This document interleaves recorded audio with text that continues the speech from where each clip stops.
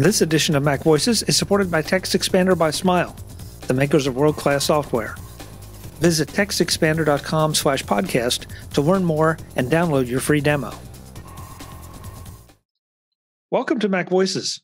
This is the talk of the Apple community, and I'm Chuck Joyner. Folks, we're starting to look at the end of the holiday gift guides, but we're not done yet because there's still a lot of people we want to talk to and a lot of great gift ideas out there for you to give and get. This time around, we're going to talk to, I'll just introduce them and then we'll take off. So based on my screen, first up, Mr. Peter Cohen. Peter, it's great to see you. Nice to see you guys too. Yes, a nice big bright yellow room. I like it. I like it a lot. Yes, my sunshiny room. Yes, it looks so cheery, Peter. It really does. And also with us, in kind of just a white background, Ms. Brittany Smith. Brittany, it's great to have you. Hi, thanks for having me. Yeah, it's a pleasure. It's a pleasure. We did have a third member who was supposed to come, but they haven't shown up yet. If they do, we'll factor them in. And if not, well, we'll just plug on without them. So that means, folks, as you probably know already, but I'll sing it to you just real quick. We do four rounds of one pick each to give you ideas for what you might give or what you might want to get this holiday season. The only rule we have here is that we do our best not to duplicate from previous panels. It does happen occasionally, but we try to avoid it so you're not just hearing the same thing over and over. So with that, Peter, how about if I give you the first pick of the first round? Cool. Well, here, let me show you what I'm picking. You know, this year, Chuck, and we've been through this a few times now. I know COVID has been really tough on everybody. The pandemic has really put people in a tailspin. So I really tried to keep it cheap this year. But I wanted to come up with some cool ideas for things that you can get people on your list, including some stuff that I've gotten in the past that I really, really enjoy. So my first pick is this. It's the 12-inch cast iron skillet from Lodge. Can you guys see that okay? Yes, sir. Looks good. Okay. My one of my three kids got me this last year, and I have used it every week without fail to make something. But cast iron skillets, if you've got somebody who likes to cook, they're inexpensive. They last forever. They're absolutely indestructible. And the great thing is, if somebody gets really out of hand with you, they make a great way to whack them upside the head. That's a dangerous thing to say when everybody's on lockdown. Indeed. Lodge makes fantastic ones. You can get them almost anywhere. You can actually get them off Amazon too if you want to make sure that your UPS driver hates you for life, because they are very, very heavy. Really, really good idea to get some forearm training before you start using these, because like a 12-inch, honestly, it's like moving a tombstone. It's incredible. But you can cook a paella in it and have plenty of leftovers for days to go. Lodge makes them in a variety of different sizes. Also makes a huge number of different models with different features and functionality. But I absolutely love mine, and I strongly recommend cast iron cookware to anybody in your life who likes to cook, who doesn't already have one, should probably get one. One thing I might recommend specifically is Lodge does have a version that includes a little silicone handle on it. Cast iron, of course, conducts heat beautifully, and always has these stubby little handles on it that are suitable for hanging, but not really much else. The silicone grip makes it easier to grab if you've got it on top of your range or your stove, and incredibly versatile. You can put these on a grill. You can put them on your gas range. You can cook them on electric. You can do whatever you want with them. And like I said, they make a good blunt force weapon if you need them. That's a terrific pick, and I haven't had dinner. So when you said paella, it's like, darn! Now, does anybody around here do takeout paella? Can I make a confession? Sure. I don't know what a paella is. what is a paella? Paella is a wonderful dish that includes, well, I mean, you know, it's a rice dish, but you can really put whatever you want in it. But the way that I like to make it is sort of the traditional way, which includes a couple of different proteins. Like we usually stick to chicken. Sometimes if I'm feeling, you know, adventurous, I'll throw something else in. Rice, butter beans or lima beans, all sorts of good things. And really, it's one of those things like a taco. You can sort of put whatever you want in it and call it paella. And now that you've described it, we've really punished Chuck for waiting too long to eat dinner. Yeah, really. That's right. Oh, and seafood, of course. You got to have the seafood. You got to have you know, whatever you want. The clams, calamari is really good in paella. I like. I was surprised you didn't start with the seafood, Peter. Knowing where you live, I would think that'd be the first thing that would go into your paella. Yeah, you know, it's a blind spot for me because of where I live. I don't even think about it. You know, because chicken lobsters, you know, you can get them at, you know, corner food trucks here on Cape Cod. Almost. Yeah. Okay, well, I not sure. That may be the first cooking instrument we've had this year, but that's a really good one. And as you say, the Lodge is a great name. So nice first pick. Thanks. Brittany, what are you going to get out of the gate with? I'm going to go with something that is very on brand. It's a type of app that are extensions of shortcuts, and they make it so shortcuts can do more things. And I love them. My very favorite is Toolbox Pro, but there's Data Jar, and I store a ton of things in there. It's a little bit less user-friendly than the original shortcuts idea. Like you have to copy and paste the name over, and if you change the name, you're in trouble. But so it breaks things more. Whereas the Toolbox Pro, like you pick the exact thing and it'll tie back into the app, and it's so cool. There's a few others. I use one for creating widgets and updating them so I can see them regularly. So yeah, shortcuts app extension, like shortcuts related apps. They don't do anything on their own hardly. You really need to use them with shortcuts to get their capabilities. So, and we should have said this earlier, but folks, we'll have links in the show notes to everything directly so that you don't have to wonder if you're going to the right thing. And Brittany will ask you to send over that list of apps. Because a couple of those I was not familiar with. I know I've played with a couple of the shortcuts apps. I'm not quite as much into shortcuts as you are, but at the same time. It's hard to be. Yeah. But yeah, they are very, very useful, no question. I saw Peter. Hey, Brittany, I got a question. What's your absolute favorite shortcut? Like, what one do you use more than anything else? Oh, what do I use more than any? Yeah. The ones for my daily routines. It's hard to be more than the thing I start 6 times in the morning. Just automating. Yeah, I automate my morning routine so that I don't forget what to do next or have to use any internal willpower past the first start. I've got this sort of image of Brittany as like George Jetson on the conveyor belt that gets him ready in the morning. Yeah, except like it's only on the phone and it's telling me the stuff to do. But yeah, or like opening the app to help me do it. Like, you need to look at your OmniFocus thing, so I'm going to open it for you. And that kind of thing. Yes. Ooh. Brittany, remember, the left foot out of the bed first, then the right foot, then, left foot in front of the right to get to the bathroom. And yeah.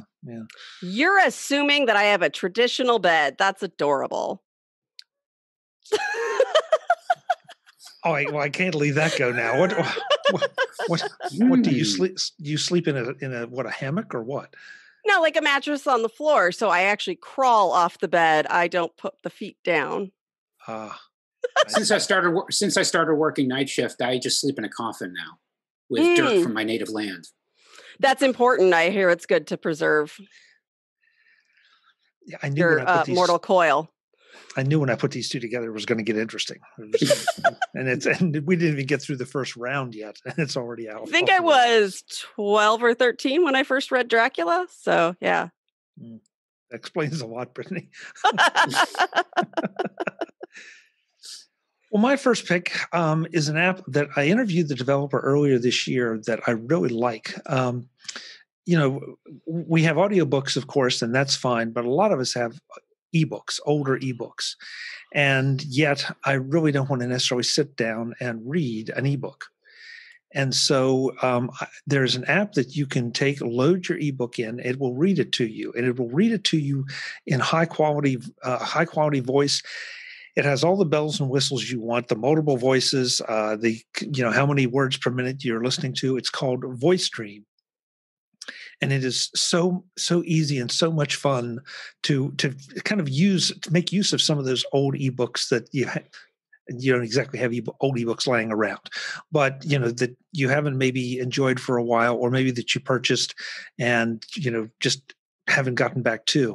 I'm a big believer in just having anything read to me, because that way I can be doing something else with my hands and even part of my attention, and have it, be absorbing it. So if you haven't tried it, go check out VoiceStream, and I think you will enjoy it if you have purchased books. And if you have something, it has to be non-DRM, of course. And there are ways to convert different ebook formats to make sure to load into VoiceStream or any other program you use. But this is the one that I would tell you to go and enjoy. It's not that expensive. The developer is constantly adding new things to it, which is one of the parts I really love about it. That it's not just one of those things like, oh, he put it out there and that's it. He's constantly improving and adding things too. And it's also very interesting if depending on what age you are, you might remember as a kid, when they try to teach you speed reading with, the text and the line flashing across it. And it does have that mode too, so that if you want to not use it for voice, but as a way to improve maybe your reading speed, that's another way to do it. It's a lot of different things here you can do with VoiceStream, but definitely check it out. Chuck, may I? Yes, by all means. I recommend VoiceStream Reader on the regular. It is absolutely my number one accessibility app to recommend to folks. There's a lot of folks who come to me for ADHD stuff who also have dyslexia or other print disabilities, and the VoiceStream Reader is the thing. I emailed him back in grad school, Winston, and I said, these are the things I want this to do to help me get through grad school and read all my neuroscience papers. And it's amazing. And he's kept it up. I'm on the beta, and it's awesome. I cannot speak highly enough about this app. It never occurred to me to bring it up here ever. Well, and Brittany, but you just said something that I had not considered. I don't consider it. Well, up until this point, I did not consider it an accessibility app.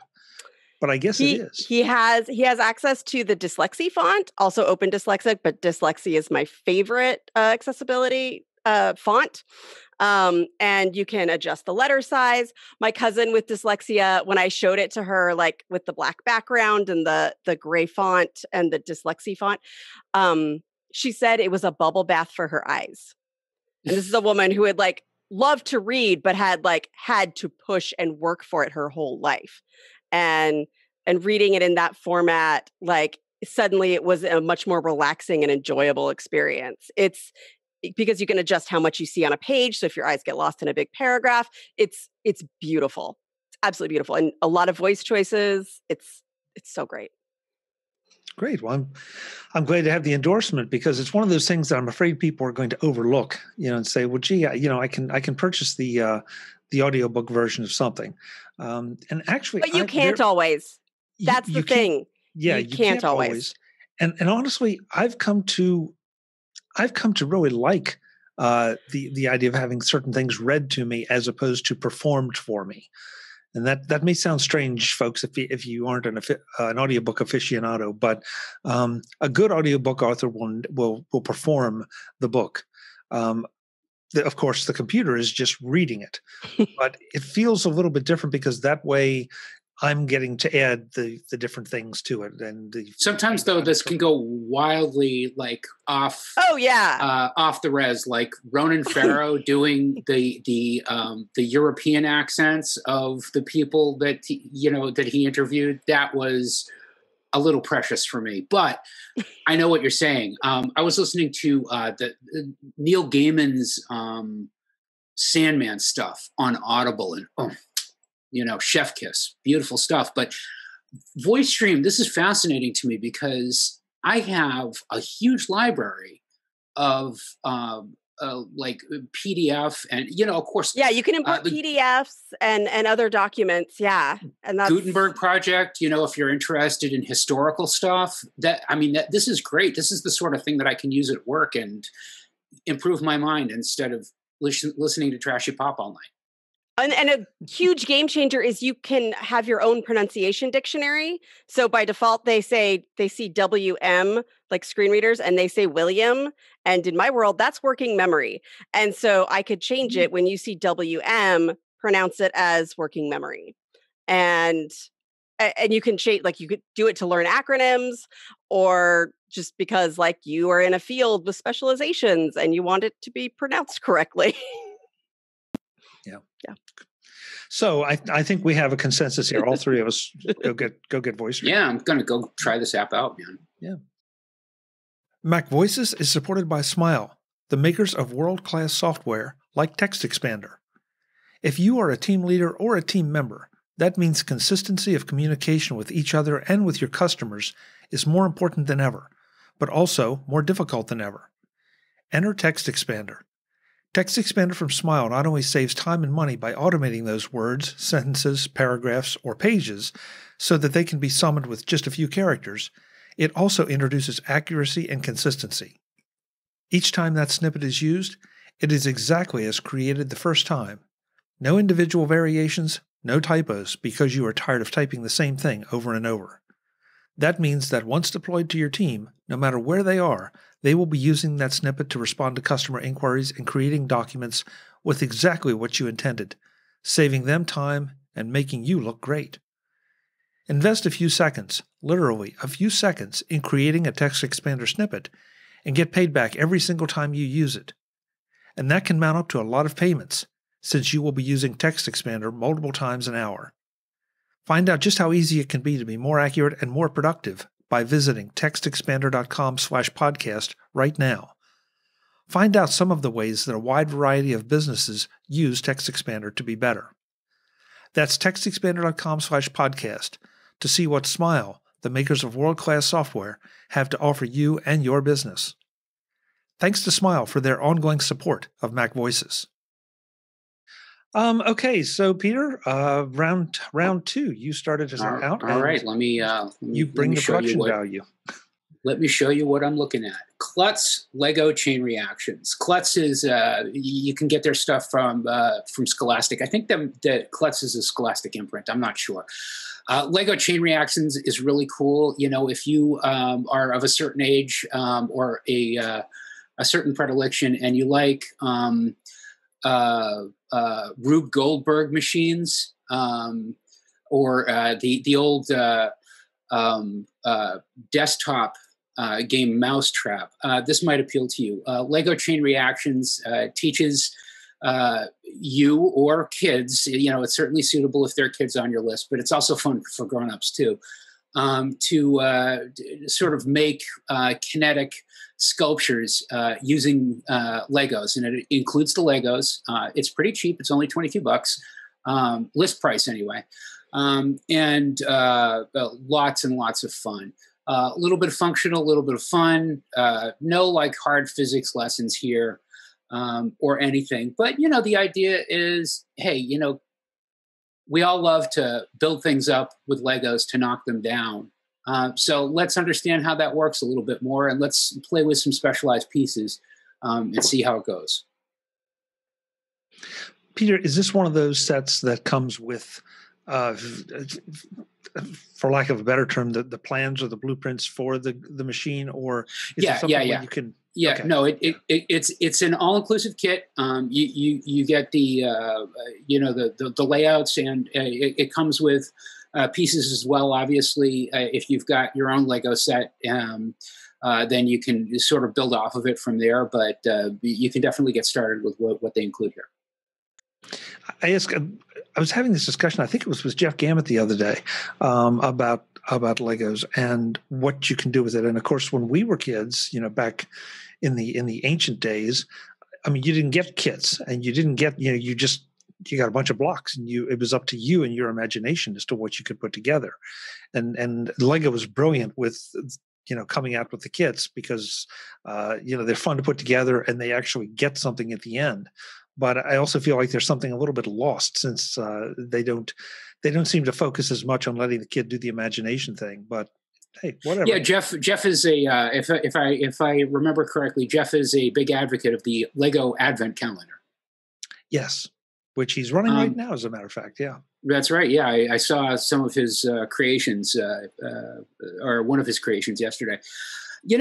I'm of two minds about this, Chuck. One is that, ideally, a construction toy like Lego or anything similar is ultimately you want to build on your own creativity, your own craftsmanship, or whatever you want to call it, to sort of come up with your own ideas. On the other hand,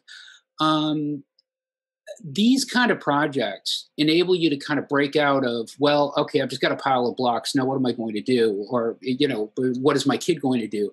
To actually have some directed ideas.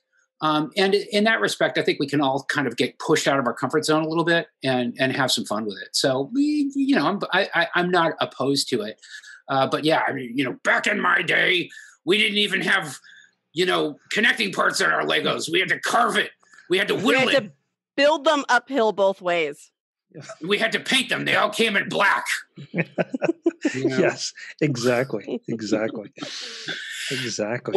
is it that they say if your reaction to adversity is to say, well, I had to face adversity and I came out fine, so everybody else should have to deal with the same crap I did. You didn't come out fine. This is progress. This is progress, folks. Yes. It's a good thing. Yeah, and I agree with you. I mean, if I feel bad if the kids only do the projects, that they come with, if they don't reach out and play with them a little more and maybe make some of their own. But at the same time, doing a project is better than not doing anything at all. So, take your pick. Wasn't that literally what the Lego movie was about? Yeah. I didn't see the Lego movie. I'm sorry. I'm sorry, Chuck. I'm sorry. Chuck, I got to tell you something. Just as an aside, this is completely orthogonal to the conversation. Will Arnett is my favorite movie Batman. He's Lego Batman. Yes, agreed. Okay, that's all right. On that basis, I will go see the Lego movie. And I grew up on Adam West, so yeah. He gets second. Okay.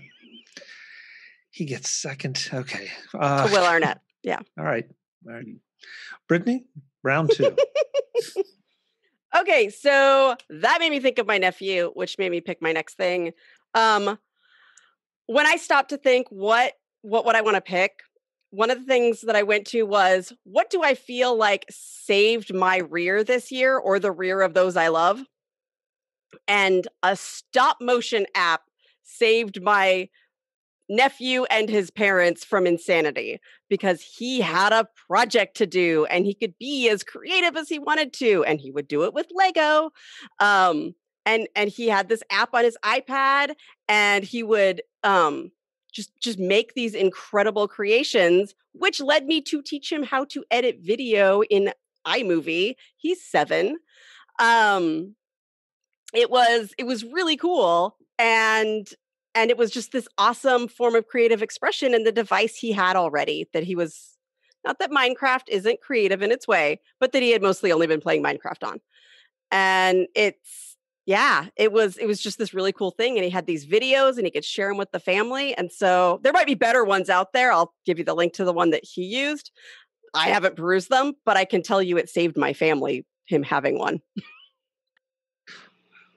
How old's your nephew? 7. 7. Okay, 7. And you have him doing stop motion video. Mm-hmm. That's pretty impressive. Yeah. Hey, Peter. Can you imagine having Brittany as an aunt? Yeah, that'd be pretty cool, actually. Yeah, I think so. I have a shirt somewhere that says "Aunt of the Millennium" with the Millennium Falcon on it. There we go. The cool nerd aunt.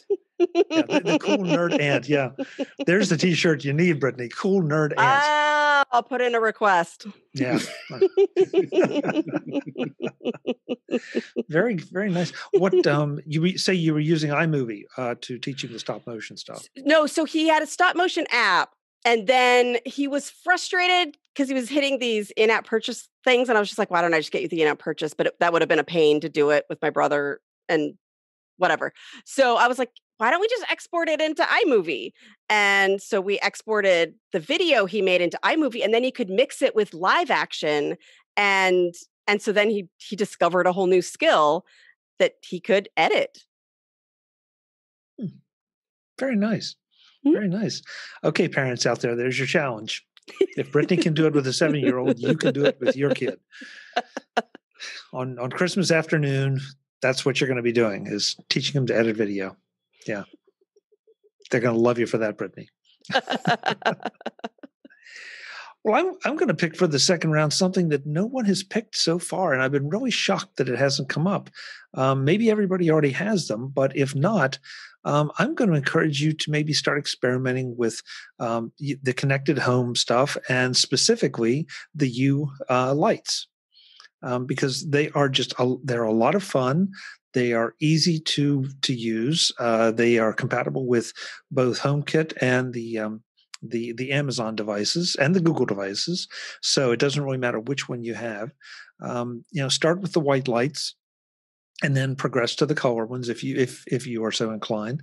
But I was skeptical of them for a while, and they've really become now so much a part of my life, just to be able to walk into a room and say, hey, in my case, the S lady, turn on this room, or make this room 50%. Or turn on the dresser, or whatever. It just Peter mentioned the Jetsons before. I mean, it does make you feel like you're living in the future, but it's a super convenient thing. And I know there are going to be people out there that say, "Yeah, I can go over and flip the light switch." That's kind of not the point, because this is your first step into this world. And I think you will really, really enjoy it once you do it. And you'll find that there are a lot of things that will actually benefit from you being part of that world. So, but the Hue lights, I think, is where you want to start. And I do recommend the Hue simply because they seem to be, they're a great name. They work with everything. Yes, they're a little more expensive. You can find plenty of discounted ones out there, and that's great. But just the reliability of them is questionable at best. The Hues for me seem to have been pretty darn rock solid, and that way I'm not bouncing between a whole bunch of different things and trying to figure out which ones work with which one of the HomeKit or the Amazon platforms.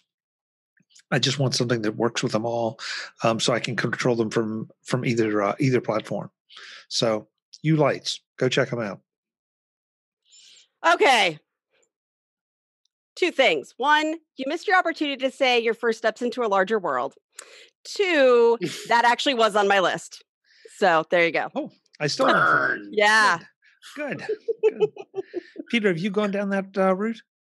A little bit. It's funny. I was while you were talking about this, I was thinking about a friend who mentioned that they've been having fun with HomeKit scenes. So when her husband gets out of the shower, she's got an automation scene where she says, "Siri, Daddy's naked," and it closes the blinds in the room, lowers the lights to like halfway, and automatically kicks on like a Barry White soundtrack or something like that. So, you can get fresh, or you can do useful things. You can also change your watch settings so that doesn't get in the way. Just saying, I might have a shortcut like that. Okay, there we go. See? So we're learning all sorts of stuff on MacVoices tonight. I know. Yeah, really. It's always an education on this show. Yeah. Brittany, what do you mean by watch settings? I don't understand. I was really hoping you weren't going to ask, Chuck. Well, it can't be any worse than Daddy's naked. So, I don't think. No. It's just, if you're an active sort of person, sometimes your flashlight can get turned on your watch accidentally, and it spoils the Barry White mood. So you can put it on water lock and do not disturb. And so my low tech solution, but actually this is a good segue. My low tech solution for that was to go reverse crown. Yeah. So bedtime now will do it too, but I came up with the idea before I realized that that's what bedtime did.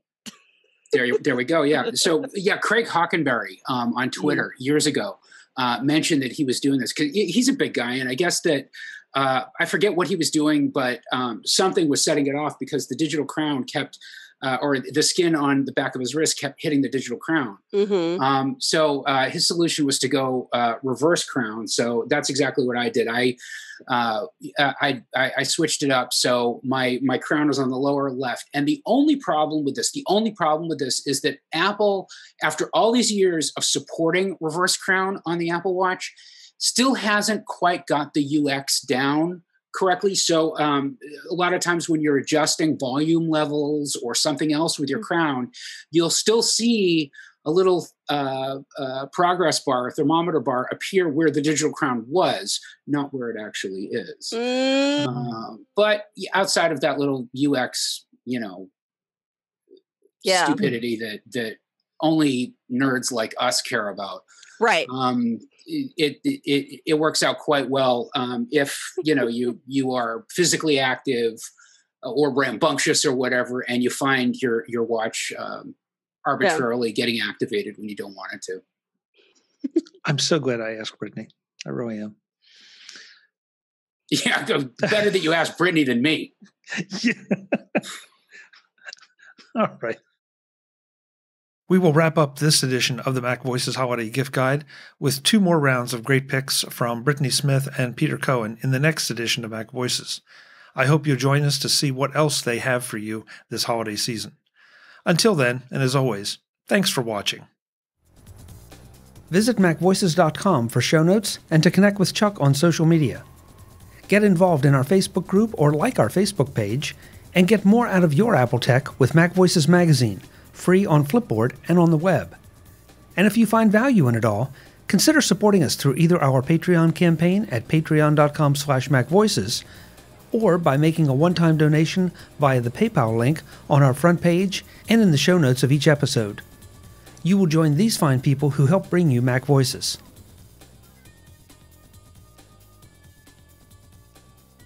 Advertising handled by Backbeat Media at backbeatmedia.com. Bandwidth provided by CacheFly at cachefly.com.